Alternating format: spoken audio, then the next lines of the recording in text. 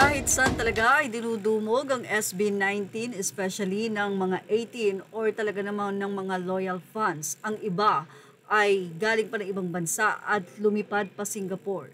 Makikita nga ang pag-welcome at pag-aantay ng mga fans doon kahit ang kanilang mga anak or alaga ay kasakasama. Nandiyan ang pagkaway nila Justin, ganun din naman sila Ken, Josh, Stel, and Pablo. Anyway, nakakatuwa nga dahil dinumog ng mga fans ang pagdating ng SB19 sa Singapore.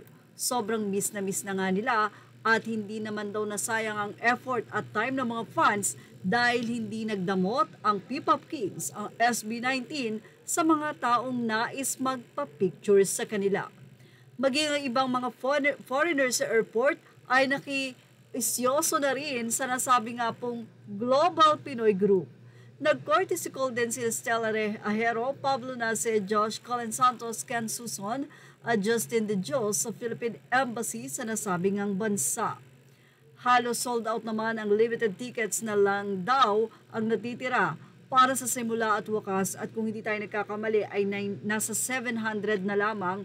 Kaya naman may bukas pa at makakahabol pa ang marami sa nasabing World Tour ng SB19 na gaganapin sa Arena at Expo Singapore na nakatakdangang mangyari ngayong August 24. At dahil nasa Singapore na nga ang P-Pop King, ay sigurado nga daw na maso-sold out din ang mga ticket pang natitira.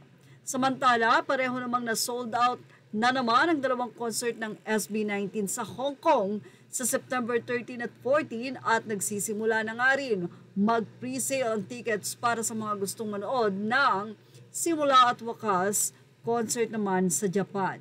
Dapat sana daw ay huling show nila ay sa Dubai, United Arab Emirates. Ito ay sa October pero nadagdag pa nga na 3 bagong show sa Australia sa December naman magaganap. Kaya naman request ng mga ilan, bakit wala sa New Zealand? Well, marami talaga ang nagsasabi na sana nga daw ay magkaroon sa Europe dahil marami ding mga fans doon, mga 18s, na nais makita ng personal ang mahalima.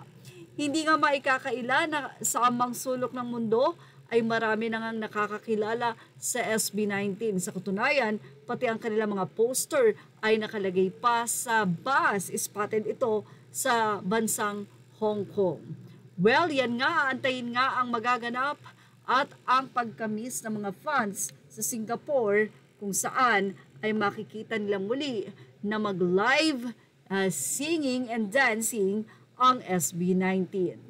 At in fairness ay may kanya-kanya pa nga po talagang card na hawak ang mga fans at syempre doon nakalagay ang kanilang mga bias. Mukhang maraming fans si Pinunong Pablo sa Singapore.